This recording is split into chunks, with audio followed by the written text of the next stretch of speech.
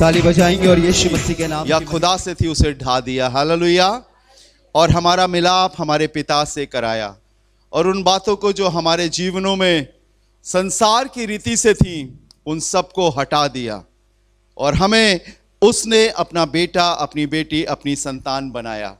और हमारे जीवन के लिए इससे बड़ी और कोई सौभाग्य की बात नहीं है कि हम उसकी संतान हैं।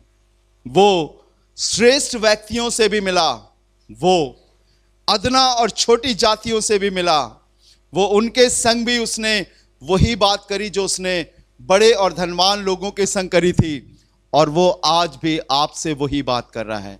उसके पास पक्षपात नहीं है, उसके पास ऊंच नीच, छुआछूत, अमीरी गरीबी कुछ नहीं है, सूरत बदसूरत कुछ नहीं है। वो सबसे प्यार करता है, क्योंकि रूह की सूरत या आत्मा की सूरत एक ही होती है। कैसी होती है? एक ही होती है। वो हमसे प्यार करने वाला है, हमें जीवन देने वाला है। साल के प्रथम दिन जब दुनिया अपने जश्न और अपनी मदहोशी में खोई हुई है, कोई कहीं पार्टी मना रहा है, कोई पिकनिक मना रहा है, कोई अपने तरीके से अपने आप को खुश कर रहा है, लेकिन हम खुदा के घर में हैं, हमारे लिए एक बहुत बड़ी आशीष है। हालेलुया।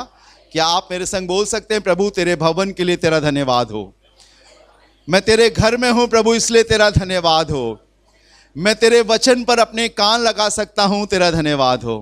Thank you Jesus. ये एक बहुत बड़ी सौभाग्य की बात है। उस शख्स के लिए एक श्राप की, उस शख्स के लिए एक कुफर की बात होती है जो खुदा से दूर हो जाता है, और उसके लिए यह सबसे अच्छी सौभाग्य की बात उस शख्स के लिए होती है जो परमेश्वर के वचन पर होती है, वचन के परमेश्वर के घर में होते। मरियम से कहा ना, उसने मार्था से कहा मरियम के लिए किसने उत्तम भाग चुन लिया है। आप एक उत्तम भाग में हो, आप एक सर्वश्रेष्ठ स्थान पर हो, और आपको मालूम होना चाहिए दुनिया बनाने वाला आपको लेने आने वाला है। और जब आप परमेश्वर के वचन के अनुसार दिन प्रतिदिन ढलते जाओगे, उसके शक्ल, उसके स्वरूप, उसकी समानता में, एक दिन वो आपको लेने आएगा।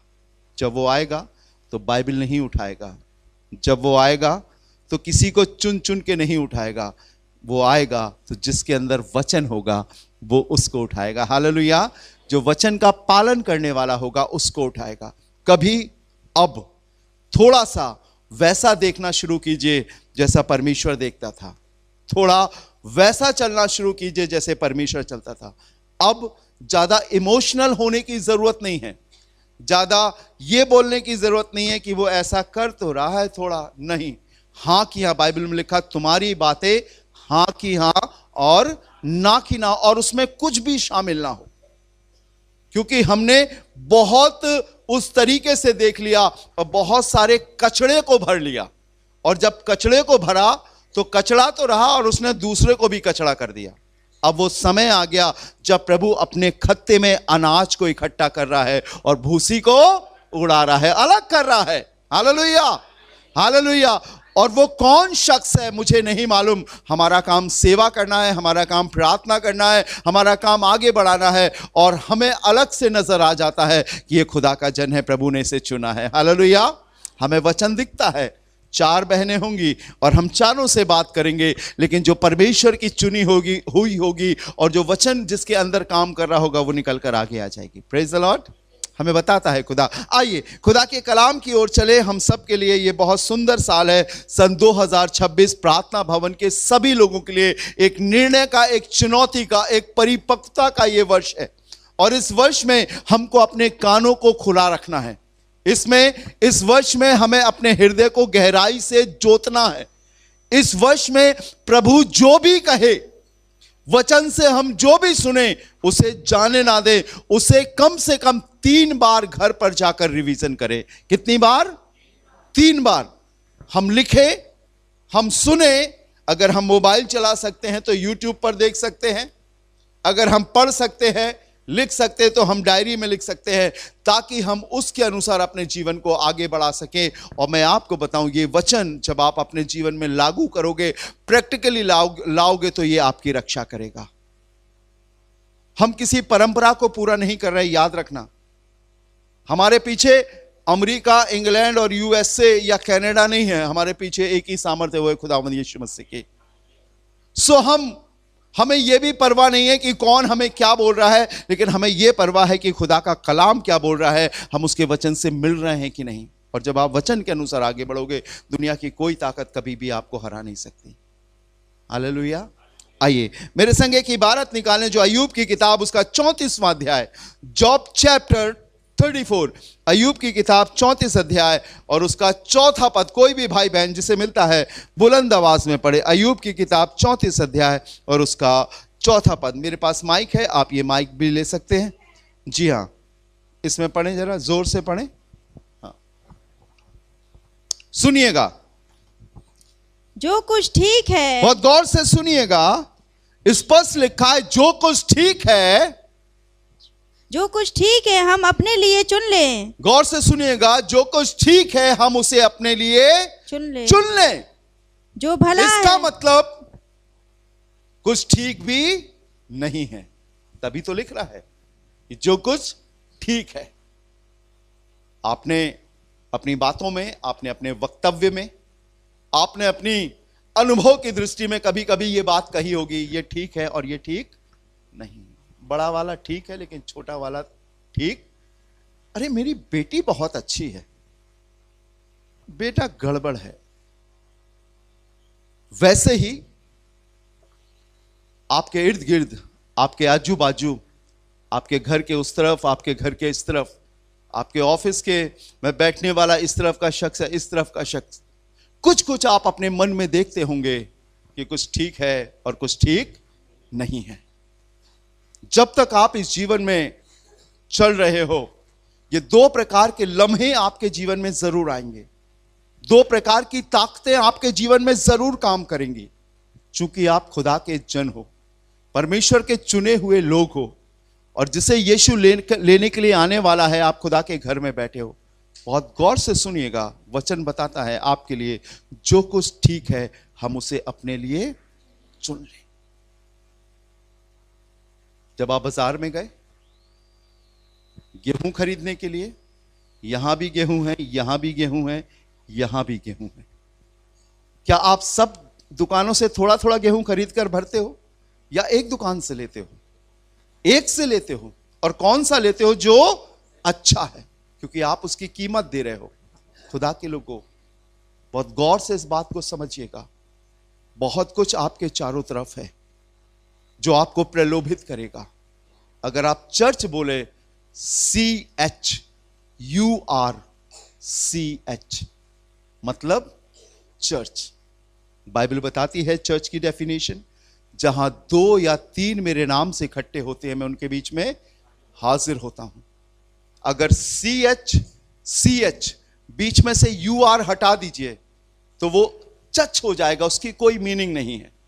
और एक विश्वास योग्य बंदा जो परमेश्वर के वचन के अनुसार चलने वाला है, वही उसकी कलीसिया है। सब नहीं है। अगर कोई चर्च बिल्डिंग की बात करे तो हमारे शहर में बहुत सारी चर्च बिल्डिंग है, लेकिन आप जाकर देखिए, उनसे मिलिए, उनसे बात कीजिए, आपको खुदावंद यीशु मसीह नजर नहीं आएगा। हां, इमारत बहुत अच्छी होगी, हां, सजा धजा बहुत अच्छा होगा, देखने लायक, आंखों को सुशोभित करने वाली चीजें बहुत होंगी, शायद जुबान को अच्छा करने वाला टेस्टी खाना भी हो, लेकिन आपको यह देखना है क्या यीशु मसीह वहां है। बाइबल बताती है जो कुछ ठीक है उसे अपने लिए चुन ले। आगे पढ़िएगा। जो भला है, हाँ, हम आपस में समझ बूझ ले। जो भला है उसे आपस में समझ बूझ ले। समझ बूझ ले। जो भला है हमें मालूम हो जाता है जब हम किसी के यहां जाते हैं, जब हम किसी से मिलते हैं, ये भला है कि नहीं है भला, ये ठीक है कि नहीं है ठीक। कुछ समय के लिए आप नहीं समझ पाओगे, कुछ पल के लिए आपको सब एक जैसे लगेंगे। उन्होंने कहा था वो वाले भैया आए थे, प्रार्थना करके गए हैं। आपने प्रार्थना करना तो देखा है, लेकिन आपको वो चीजें नहीं दिख रही है कि उनका जीवन कैसा। शब्द उनके प्रार्थना के, लेकिन बहुत सी दुष्टात्माएं उनके पीछे आ रही है। एक सवाल लोगों का था, आपने कैरल सिंगिंग क्यों नहीं करी? लोगों को बड़ा अच्छा लगता है एक दूसरे के घर जाना। और कहाँ से कनेक्ट करते हैं? जैसे फरिश्ते वहां पर आए थे गरड़ियों के पास, वैसे ही हम भी जाए। यहां तो कहीं नहीं लिखा बाइबल में कि आप जाओ। बहुत सारे लोगों के, कम से कम 60-70 लोगों के फोन हमारे पास आए, भैया कब कैरल सिंगिंग लेकर आ रहे हैं? हमने कहा नहीं, हमें नहीं मालूम है, हम नहीं जानते थे। लेकिन जब हमने गहराई से परमेश्वर के वचन से कैरल सिंगिंग की तुलना करी, तब हमें समझ में आया ये तो सिर्फ एक परंपरा है। हकीकत तो ये है कि हम एक घर से दुष्ट आत्मा लेते हैं और दूसरे घर में दुष्ट आत्मा छोड़ते हैं। यह सत्यता है। मैंने देखा कैरल सिंगिंग में जब हम लोग गिटार बजा के गाते थे, आया है यीशु आया, थोड़ी देर में जवान बच्चे गायब हो जाते थे। मैंने एक दिन एक भाई को गिटार दिया, मैंने कहा जरा पकड़ना, मैं आ रहा हूं वॉशरूम। होके गया तो देखा वहां पे कोने में खड़े होके सुट्टा मार रहा। एक घर से दूसरे घर दुष्ट आत्मा छोड़ते हैं। हम आपस में बूझ ले कि क्या ठीक है और क्या ठीक नहीं है, क्योंकि परमेश्वर के वचन में एक विश्वासी को जीवन जीने का तरीका लिखा है। हमें दूसरे को कॉपी नहीं करना है, हमें वचन को देखना है कि उसमें क्या लिखा है। अगर वचन में लिखा है कि कैरल सिंगिंग करना है तो हम करेंगे, और अगर नहीं लिखा है तो स्टॉप। क्योंकि मैंने सुना, कल ही शाम में एक घर में बैठा हुआ बात कर रहा था, और कैरल सिंगिंग के दौरान उनमें आपस में झगड़े हो गए। वो हमारे घर नहीं आए, वो हमारे घर नहीं आए, वो हमारे घर नहीं आए, हम भी उनके घर नहीं जाएंगे। क्या ये होता है? नहीं। परमेश्वर का वचन स्पष्ट बताता है क्या लिखा हुआ है, जो भला है हम आपस में समझ बूझ ले, और वही शख्स समझेगा जो परमेश्वर के वचन के अनुसार होगा, जिसे खुदा ने चुना है। नहीं तो बाकी मुंह लटका के बैठेंगे। क्योंकि जब क्रिसमस आता है तो उनका पेड़ खड़ा हो जाता है क्रिसमस ट्री का, और क्रिसमस चला जाता है तो वो झुक जाते हैं। हमारे लिए तो हर दिन क्रिसमस है। हालेलुया।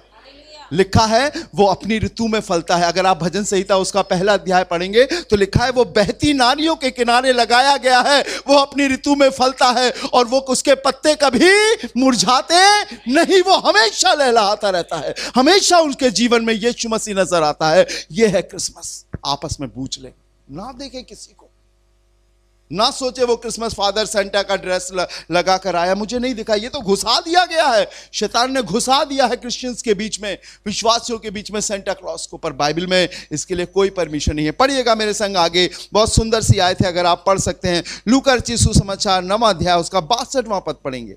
Look chapter 9 verse 62। कोई भी भाई बहन पढ़े। मैंने बहन पूजा को बाइबल की पहली से आयत नहीं बताई है, लेकिन मुझे बहुत अच्छा लगता है, वो पढ़ती है जल्दी जल्दी। आप भी पढ़िए, बाइबल लेके आया करिए। Look chapter 9 verse 62 62। यीशु ने उससे कहा, सुनिएगा, यीशु ने उससे कहा, जो कोई अपना हाथ हल पर रख जो कर कोई पीछे अपना हाथ हल पर रख कर पीछे देखता है, वो परमेश्वर के राज के योग वो नहीं। परमेश्वर के राज के योग्य नहीं। कौन शख्स जो हल पर हाथ रखकर पीछे देखता है? मैं किसान का बेटा हूं। ईसागढ़ में सबसे पहले अगर ट्रैक्टर आया तो वो हमारे घर में आया। मेरे पापा इंजीनियर थे। इंग्लैंड की बोरवेल की एक बड़ी कंपनी थी जो जमीन में गड्ढा खोदती थी और पानी निकालती थी। लेकिन जब हम ईसागढ़ में बसे तो हमारे पापा खेती बाड़ी करने लगे। हम 6 महीने के इंदौर से झांसी ईसागढ़ आए थे। तब हमने बचपन से देखा खेती बाड़ी, अनाज गेहूं बोना, कैसे खेत साफ किया जाता है, कैसे चारे आ जाते हैं, उसे कैसे ठीक करना है, खेत काटना, फसल घर में लाना, भूसा अलग करना, थ्रेशर चलाना। ये हमारे लिए ऐसा था जैसे खेल। पापा लोग काम को किया करते थे, हम लोग देखा करते थे। खेत पे बड़े सारे अच्छे बेर के पेड़ लगे रहा करते होते थे। हम लोग बेर खाते थे। मटर बोई जाती थी, चने बोए जाते थे, भुट्टे बोए जाते थे, गेहूं बोए जाते थे, बड़ी फसल होती थी, मूंग, उड़द और तमाम प्रकार की दालें बोई जाती थी। हमारे लिए ये आम बात है। कल मैं आकाश भाई से बोल रहा, ये कौन सी मूंगफली है? उसके पापा लेकर आए, और जब मैंने देखा तो मैंने उस मूंगफली का नाम बता दिया कि ये वाली मूंगफली है। हम दाना दांत के नीचे रखेंगे और बता देंगे कि इस गेहूं का क्या नाम है। इतना अनुभव हो गया था, क्योंकि ये सारी चीजें बचपन से हमने देखी हैं।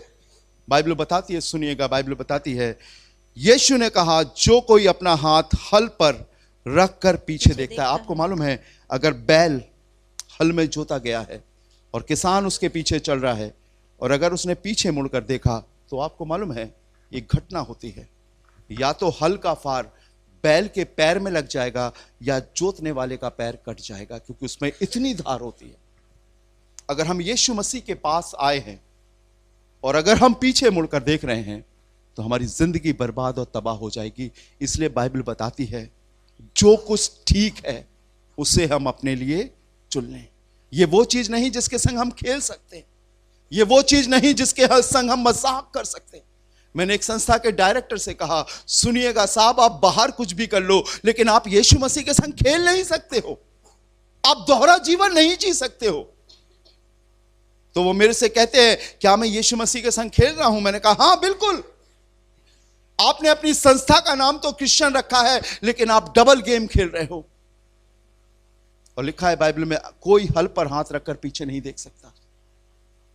चले जाओ, डोंट वरी, कोई बात नहीं, जो होगा सो होगा। लेकिन अगर आप यीशु मसीह के पास आ गए हो तो आपको दृढ़ता से एक मजबूत विश्वास के संग आगे बढ़ना है, क्योंकि बाइबल बताती है जो कुछ ठीक है उसे हमें चुनना है। यीशु मसीह किसी पर जबरदस्ती कब्जा नहीं करता। He is gentle. वो एक सज्जन प्रभु है। वो खिड़की से और दराजों से नहीं आता, वो दरवाजे से आता है। और उसने कहा है दरवाजा मैं हूं। हालेलुया।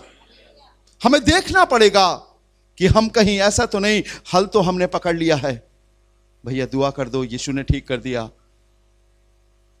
भैया नौकरी के लिए प्रार्थना कर दो, प्रभु ने अनुग्रह किया, नौकरी मिल गई, लेकिन उसके बाद कहां गए?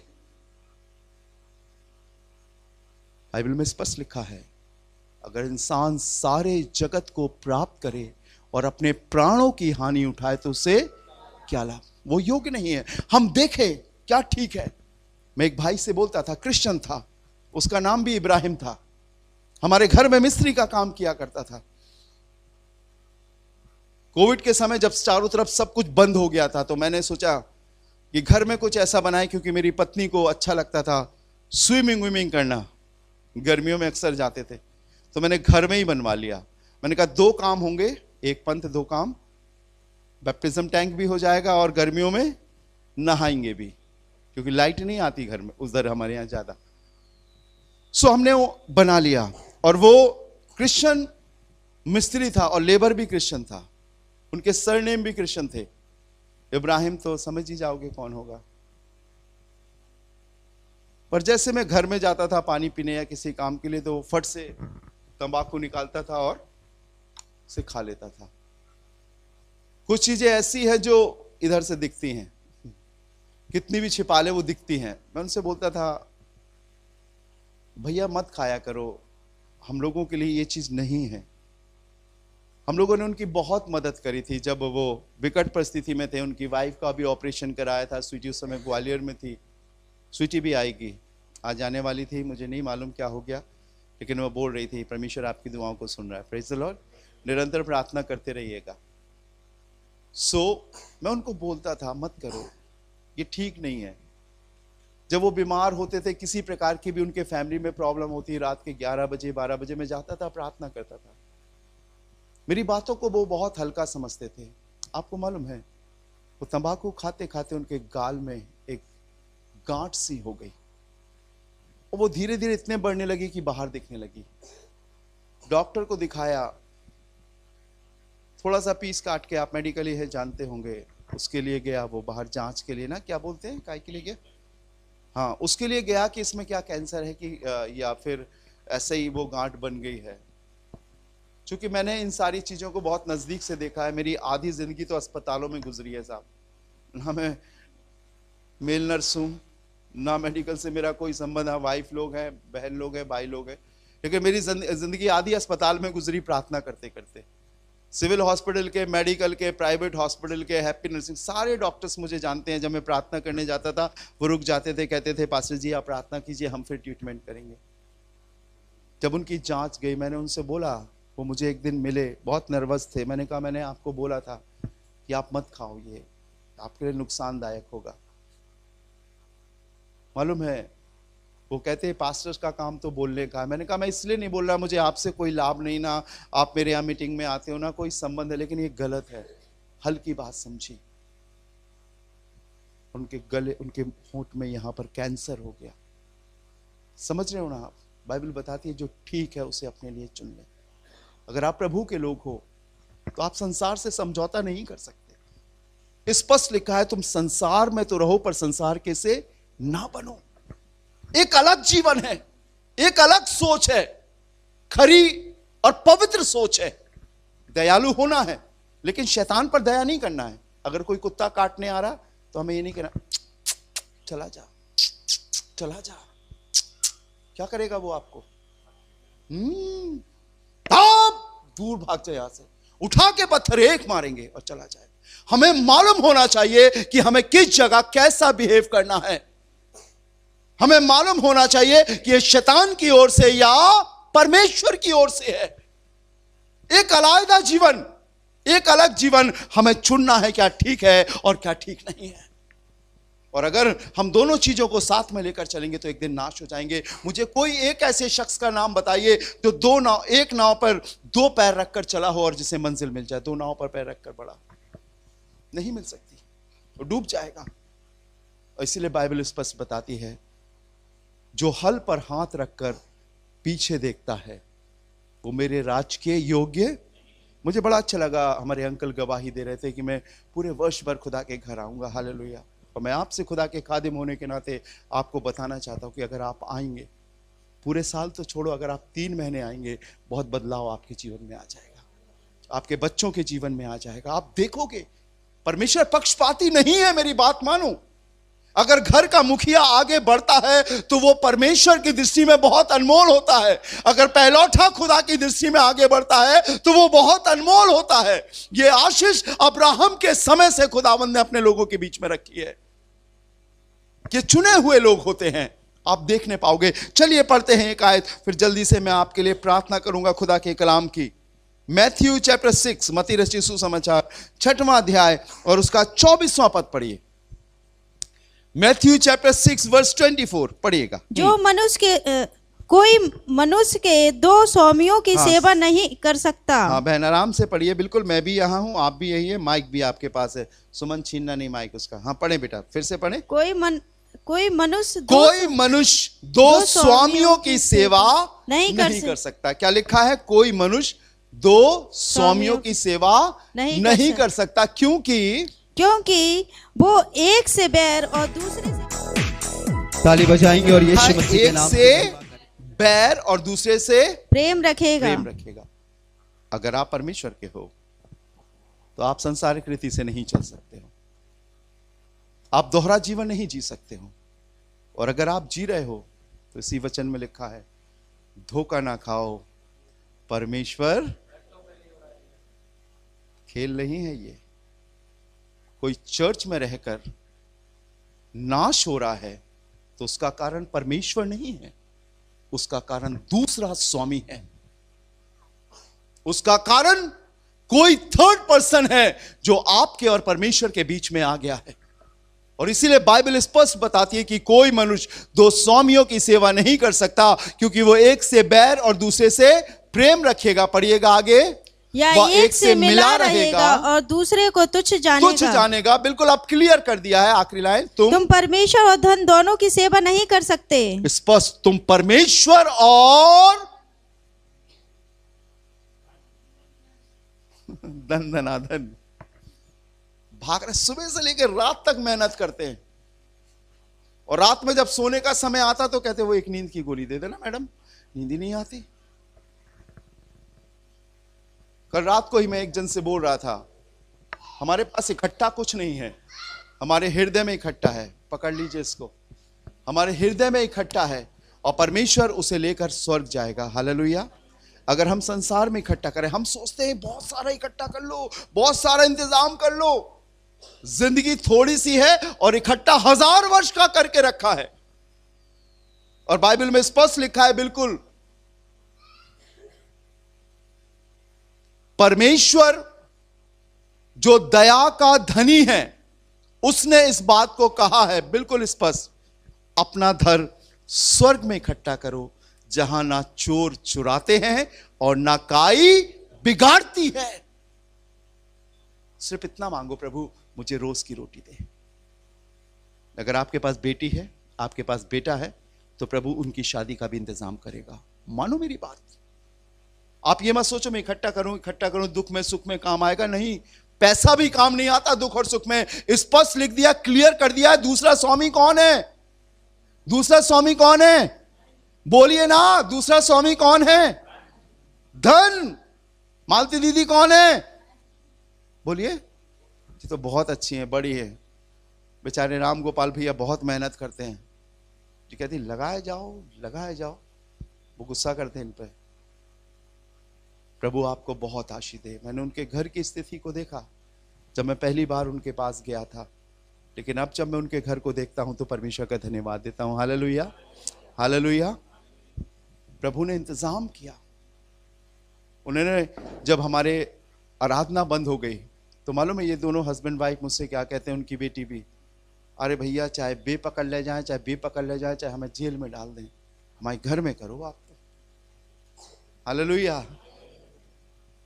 आपने देखा वहां पर आराधना करी।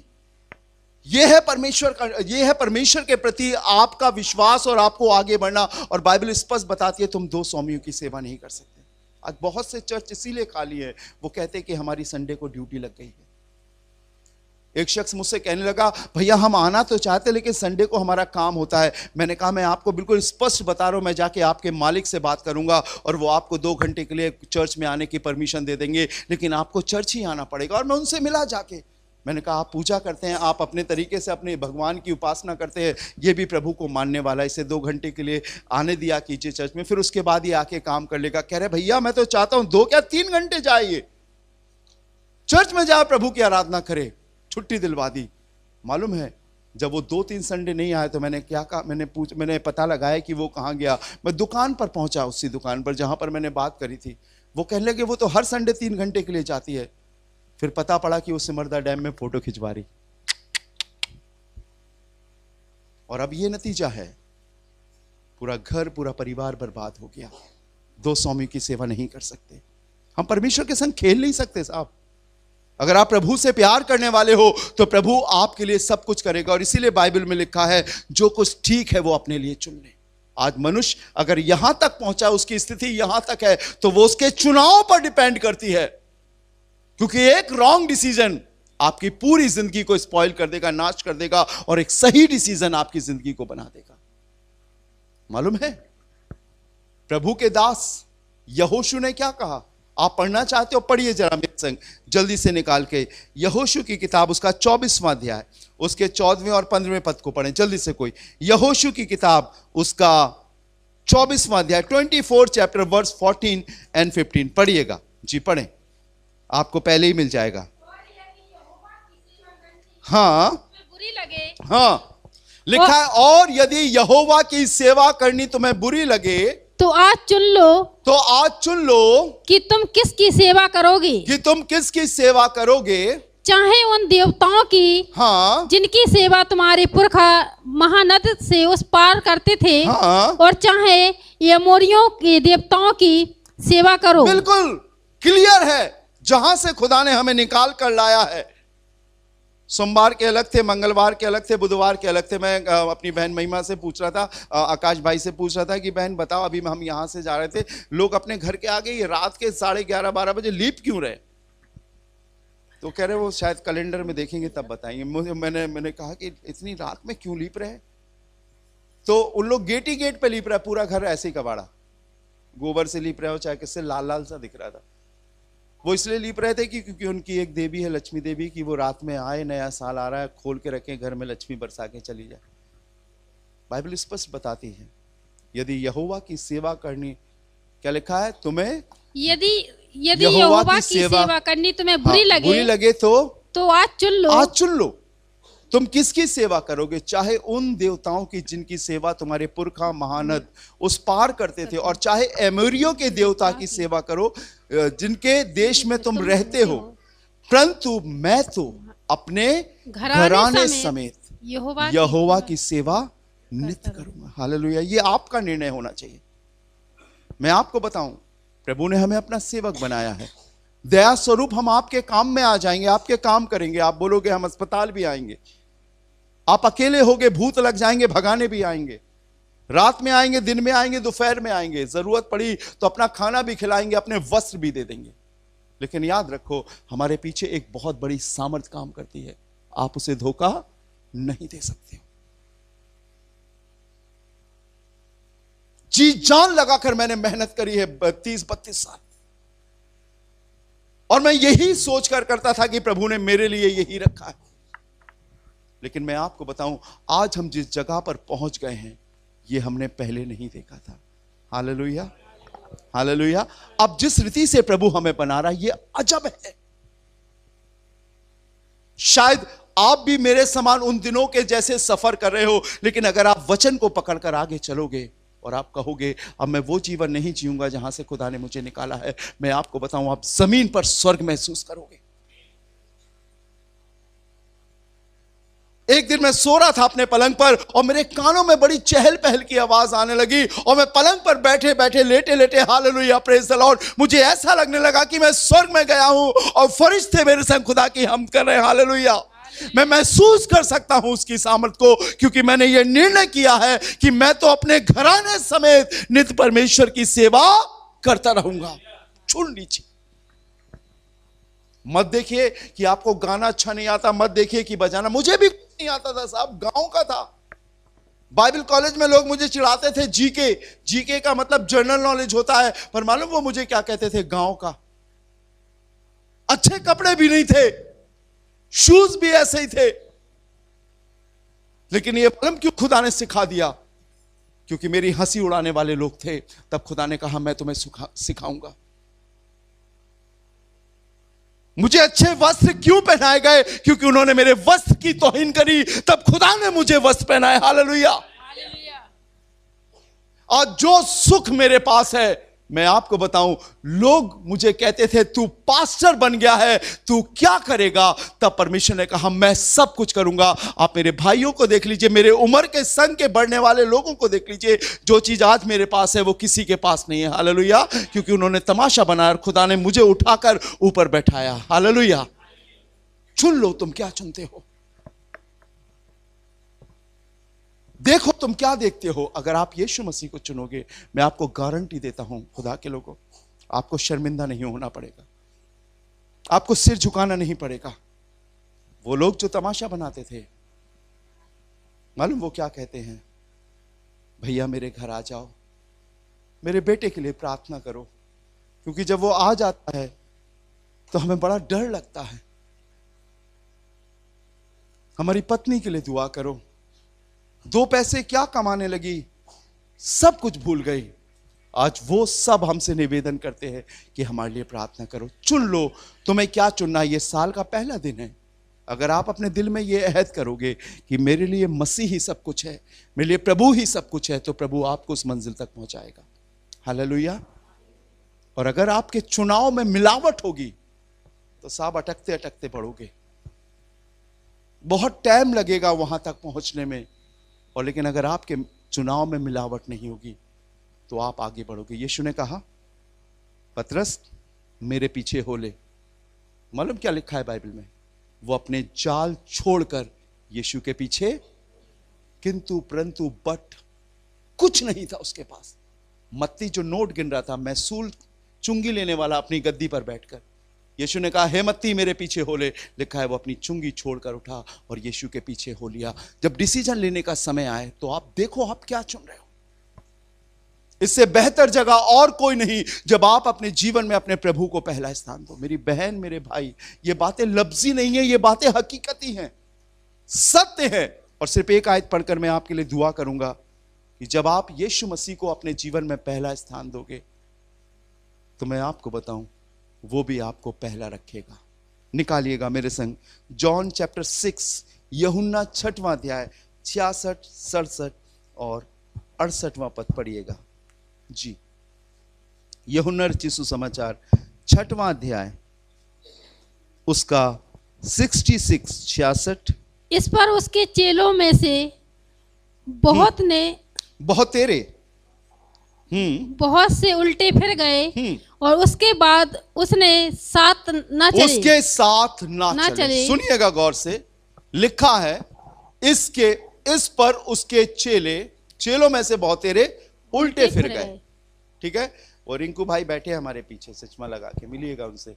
जब हम लोग खिदमत में स्टार्टिंग में आगे बढ़े तो कितने लोग हुआ करते थे रिंकू? बहुत सारे ना, गिटार बजाने वाले अलग, कॉन्गो बजाने वाले अलग, गाना गाने वाले अलग, भाई साहब रात दिन चिपके रहते थे। लेकिन जब परमेश्वर की बातें करी और वचन के अनुसार चलने की बातें करी तो कोई इधर निकल गया, कोई इधर निकल गया, कोई उधर निकल गया, मैं अकेला खड़ा रह गया। Praise the Lord. अब वो सब मुझे फोन करते हैं। यीशु मसीह ने कुछ कहा यहां पर, और जो उसने कहा वो बिल्कुल सत्य था। बहन ऊपर की 2 आयतें पढ़िए, देखिए क्या लिखा हुआ। हाँ 64 पढ़िए। परंतु तुम में से कुछ ऐसे हैं जो विश्वास नहीं करते, क्योंकि यीशु पहले ही से जानता था हाँ, कि जो विश्वास नहीं करते वे कौन हैं और कौन मुझे पकड़वाएगा। हाँ, और उसने कहा, इसीलिए मैंने तुमसे कहा था कि जब तक किसी को पिता की ओर से यह वरदान ना दिया जाए तब तक वह मेरे पास नहीं आ सकता। तब तक वो मेरे पास नहीं आ सकता। याद रखो खुदा के लोगों, बहुत दिन तक, बहुत समय तक भेड़ और बकरी एक संग नहीं रह सकती।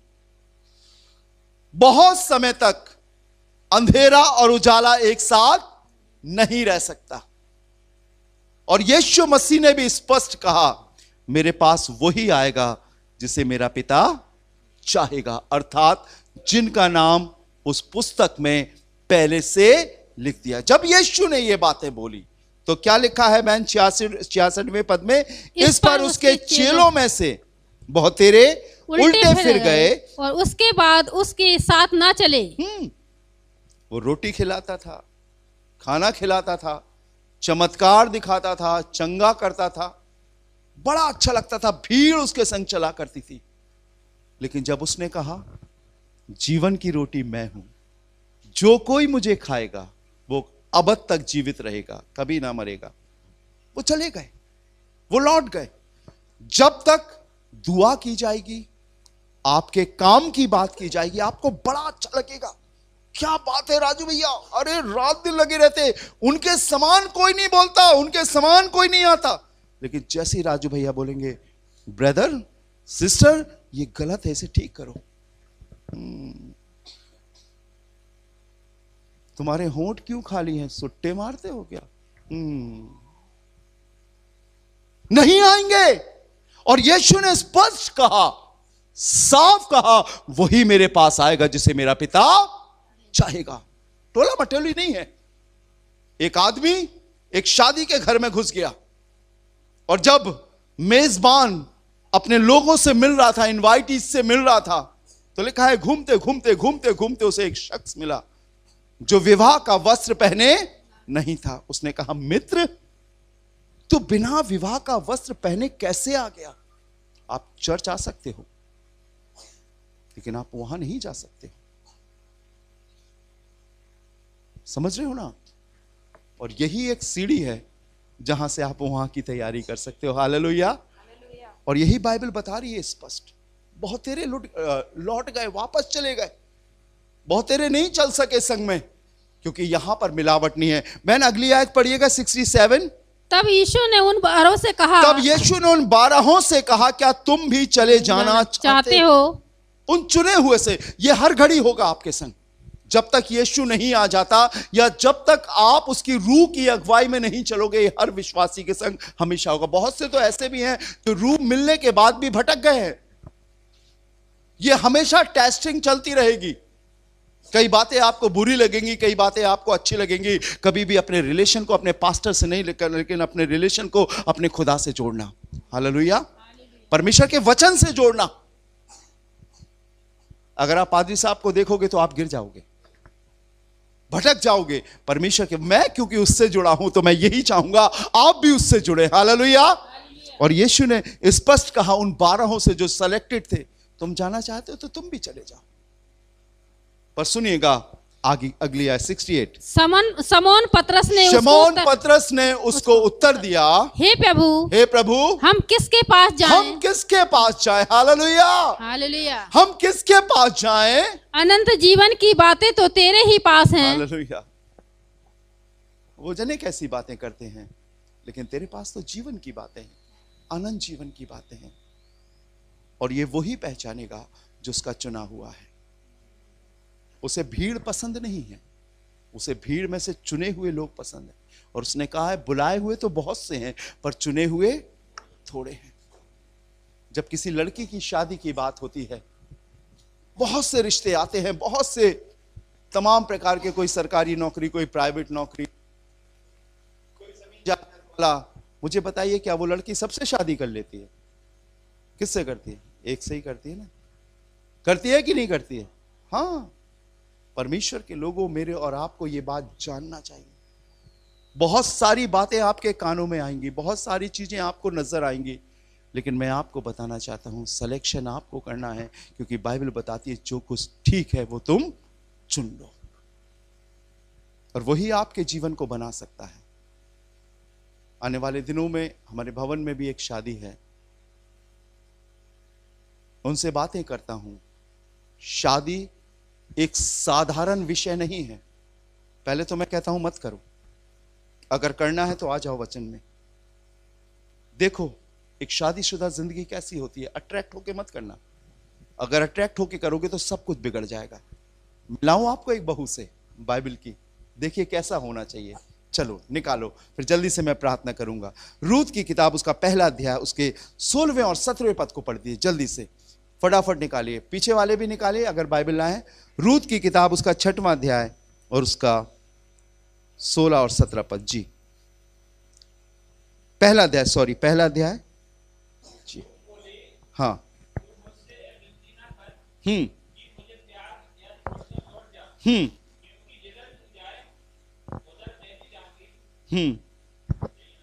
बिल्कुल सही। यहां पर एक सास की 2 बहुएं हैं और उसका आदमी मर गया है, और एक बहू का नाम शायद ओरपा है और दूसरी बहू का नाम रूत है। उसने कहा मैं बुजुर्ग हो गई हूं, अब मैं दूसरा ब्याह करके लड़के पैदा नहीं कर सकती हूं, मेरे दोनों बेटे भी मर गए हैं। अगर तुम्हें जाना हो तो तुम चले जाओ अपने कुटुंबियों में, क्योंकि तुम लोग जवान हो, और जाकर शादी कर लो। गौर से सुनिएगा मेरी बातों को। उसकी सास ने कहा और मैं बुजुर्ग हो गई हूं।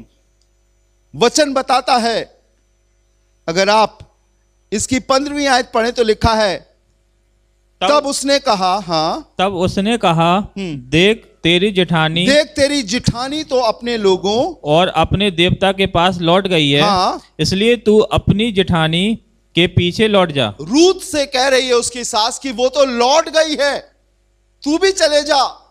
बिल्कुल स्पष्ट बात लिखी है खुदा के लोगों। लेकिन अब मेन आयत पढ़िएगा भाई, 16वीं आयत।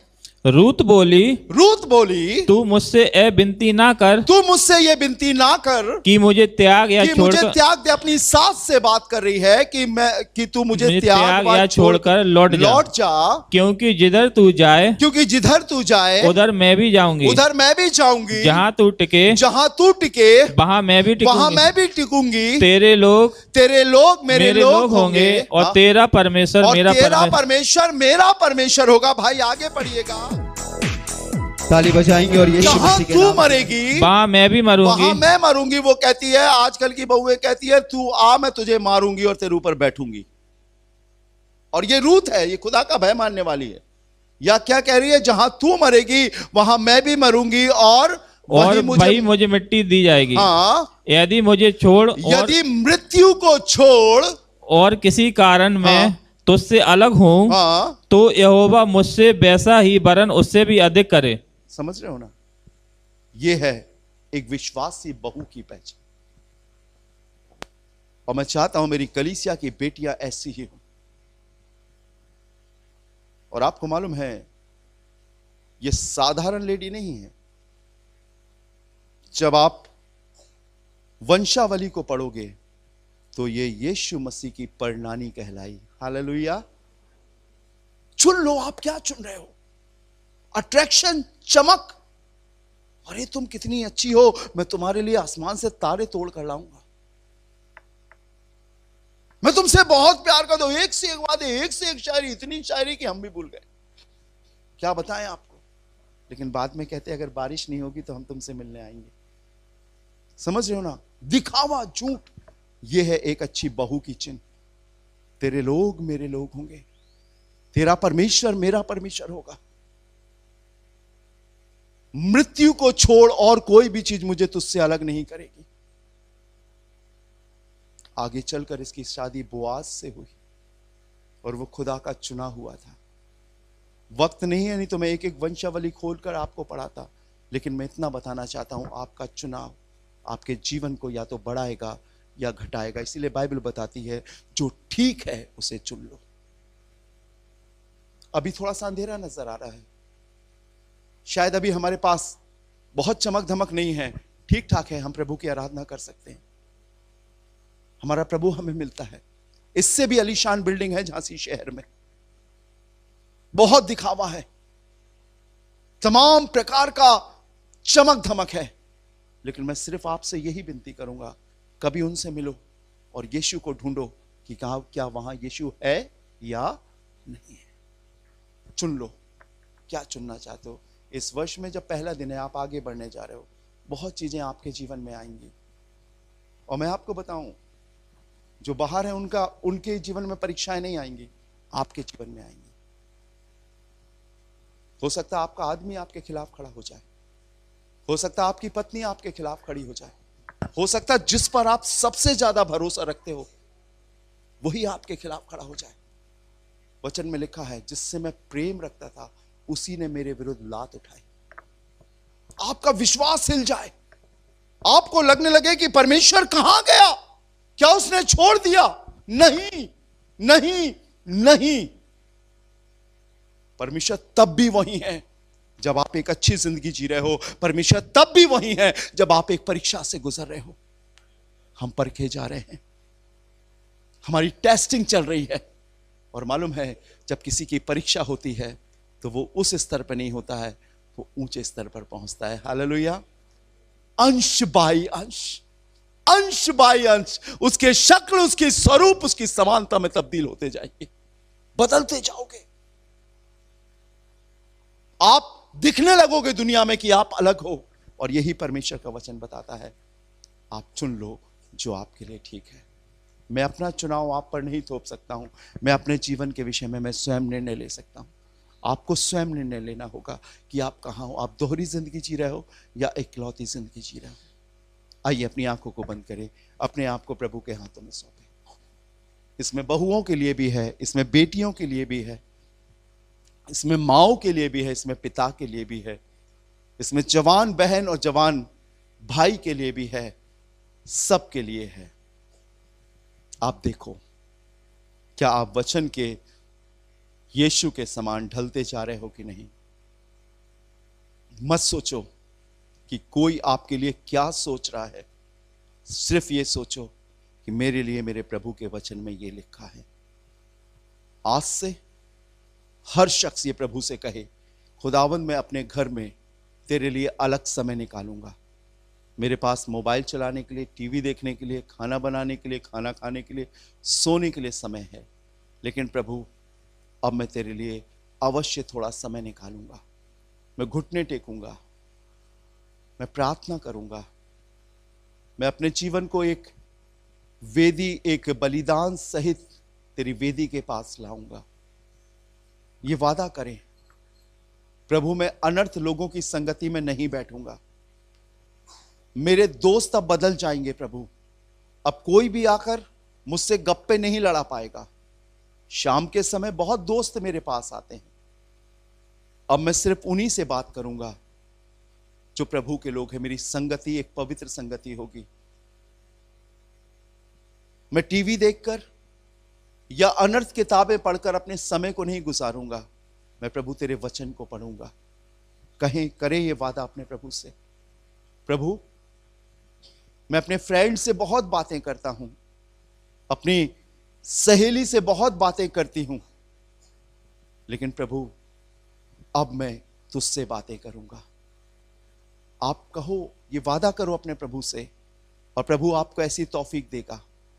अकेलेपन में, वीराने में वो आपके पास आ जाएगा और वो आपसे बात करेगा, अपनी मर्जी को आप पर प्रकट करेगा, जाहिर करेगा। आप आवाज पहचानोगे, आप सुनने पाओगे उसे।